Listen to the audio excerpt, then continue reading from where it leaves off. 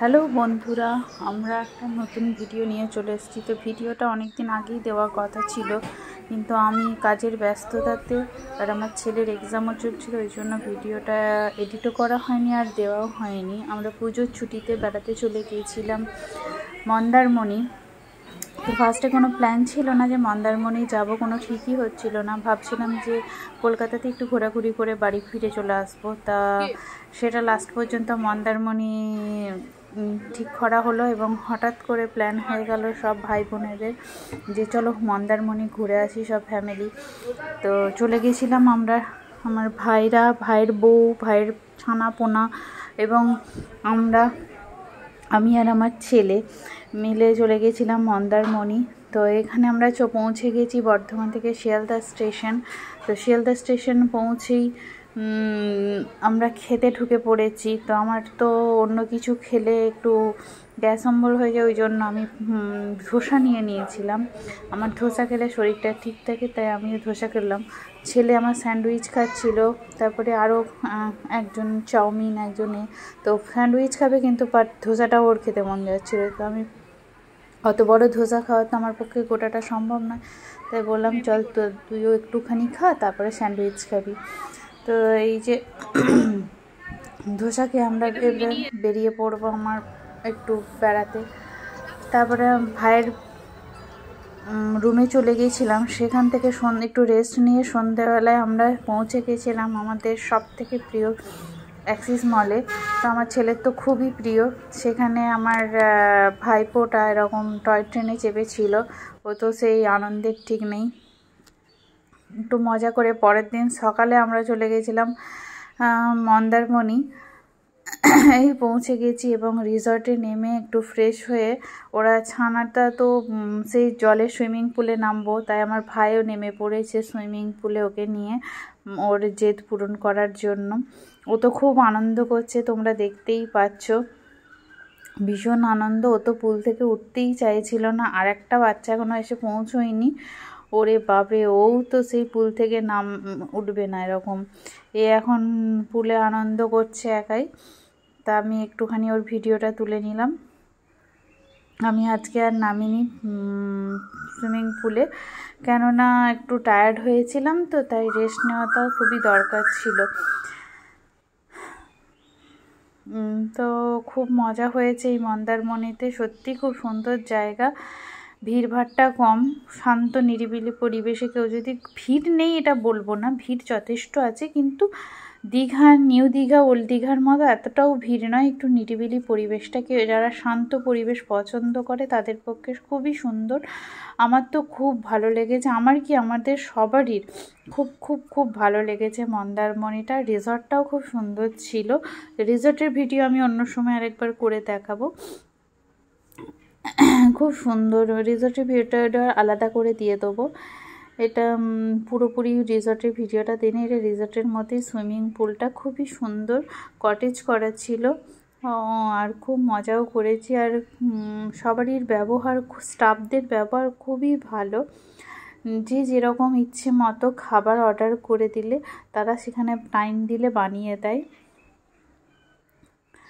তো সুইমিং পুলে খুবই মজা করছে, তোমরা দেখতে পাচ্ছ বাচ্চাটা, আমার ভাইগুলো দুজনাই খুব মজা করছে। আমার ছেলে তখনও নামেনি। এই দেখো কি ঝাঁপ দিচ্ছে, ওফ, ছোটোবেলাটা ফিরে পেয়েছে ওরা যেন। ছোটোবেলায় এরকম করে আমার ভাইগুলো পুকুর পাড়ে ঝাঁপ দিত, তাল গাছ থাকতো সেখান থেকে ঝাঁপ দিত পুকুরের মধ্যে। ও সেই ছোটোবেলাটা মনে হচ্ছে যেন আবার ফিরে পেয়ে গেছে। খুবই মজা করেছে ওরা সব রকম করে। আমার তো একবার করে ভয়ই লাগছিলো, ওরা যারা লাফালাফি করছিল, আমি একটু ভীতু। এই যে হ্যাঁ দেখো, স্লো মোশনে ভিডিও করতে বলেছে। ওফ, ফান্টুসের ঠেলায় অস্থির, সব মাইতারাবাজ। আরে বাপরে, লাগছে দেখো হিরো হিরো। ও হয়ে গেছে।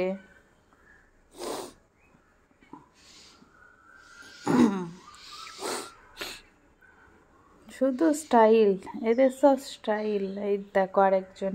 বিকেলবেলায় চলে গিয়েছিলাম, দুপুরটা একটু রেস্ট নিয়েছিলাম, তো বিকেলবেলায় চলে গিয়েছিলাম আমরা বিচে। রিসর্ট থেকে বেরিয়েই বিচ, একদম বিচের পাশেই রিসর্ট। আমাদের রিসর্টটা খুবই সুন্দর ছিল। তো সাবেরা সি বিচ বলে রিসর্টটার নাম, খুবই সুন্দর।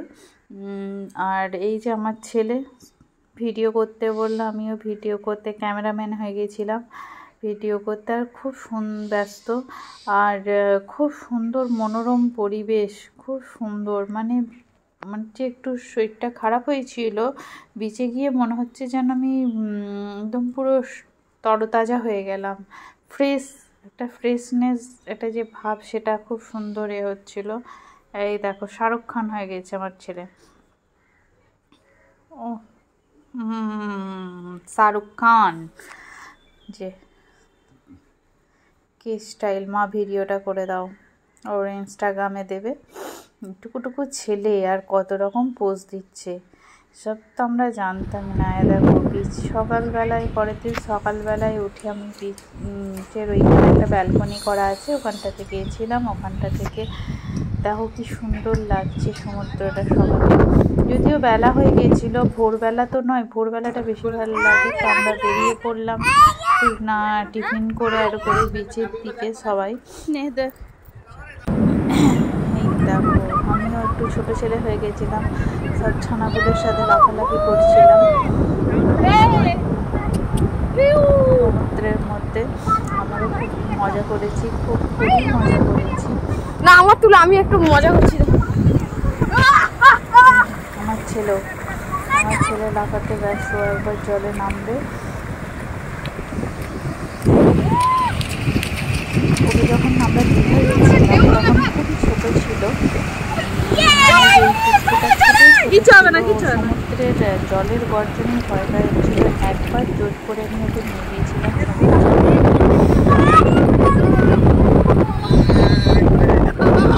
খুব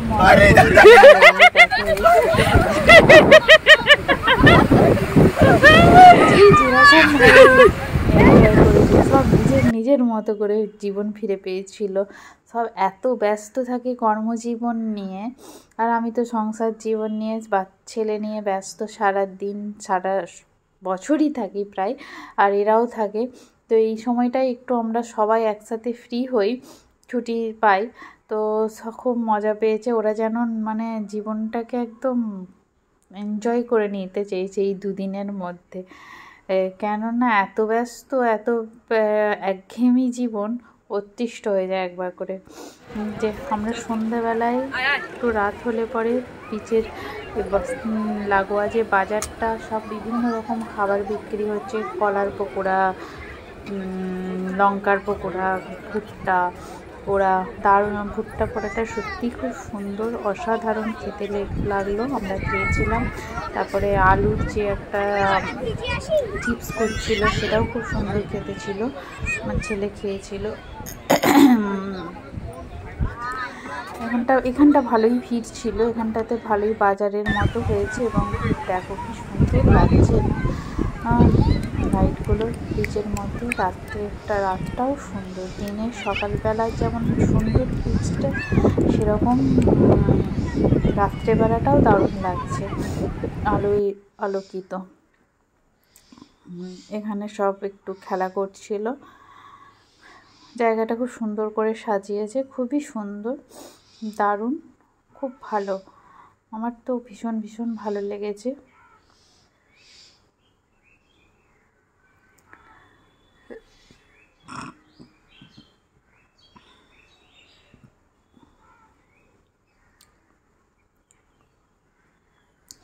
এখানে বসে থাকলে না আর উঠতে মন যায় না, মনে হয় না যে উঠে। এই যে আমাদের ফিরে গেছি রিসর্টে এবং ডিনার সেরে নিচ্ছি।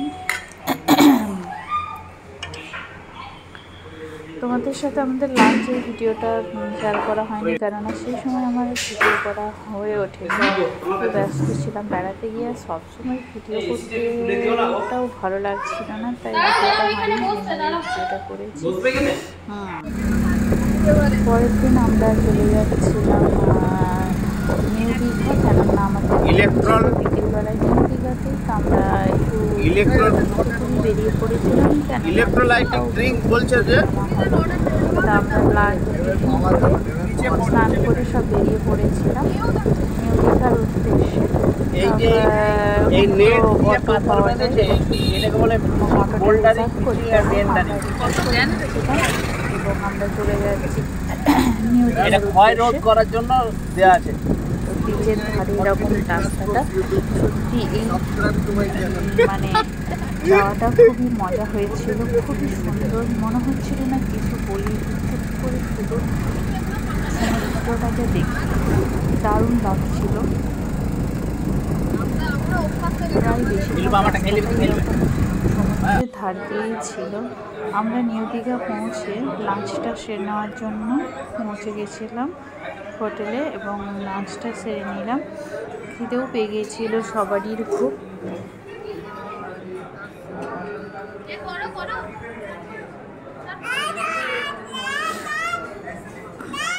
এখানের হোটেলটা খুবই সুন্দর ছিল, পরিষ্কার পরিচ্ছন্ন এবং খুব সুন্দর সাজানো গোছানো, দারুণ। আমার তো খুব ভালো লেগেছিল। খাবার দাবারের টেস্টগুলোও দারুণ ছিল।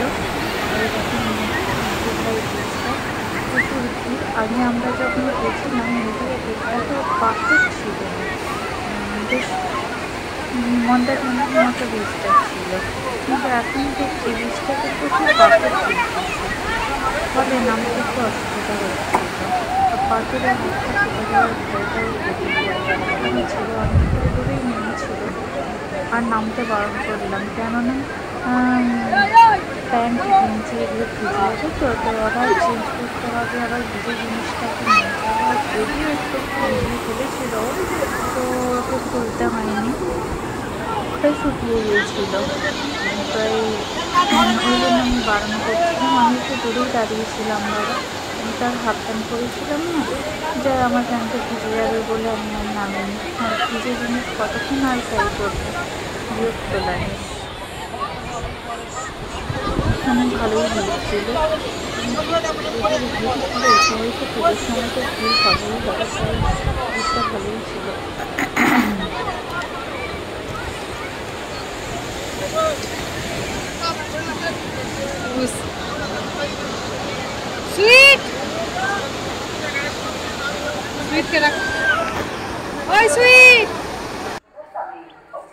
দীঘা স্টেশন পৌঁছে গেছি আমরা। এবারে বাড়ির দিকে রওনা হব, ট্রেন ধরবো, এবং টাটা বাই বাই। পুরো হয়ে যাবে, আবার যে যার কাজে ফিরে যাবে, যে যার জীবনে ফিরে যাবে, সেই একঘেয়েমি জীবন।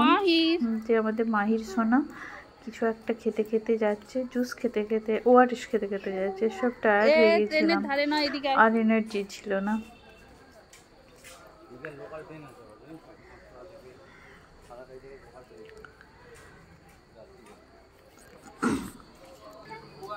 তো আমাদের ট্রেন দাঁড়িয়ে আছে, ট্রেন তো দিয়ে দিয়েছিল মনে হয় সকাল থেকেই, ট্রেনটা দাঁড়িয়েছিল যখন থেকে আমরা নিউ দীঘা স্টেশন পৌঁছেছিলাম। তা এখন ট্রেনটা অ্যানাউন্স হলো এবং আমরা এই চলে যাচ্ছি ট্রেনটা ধরে।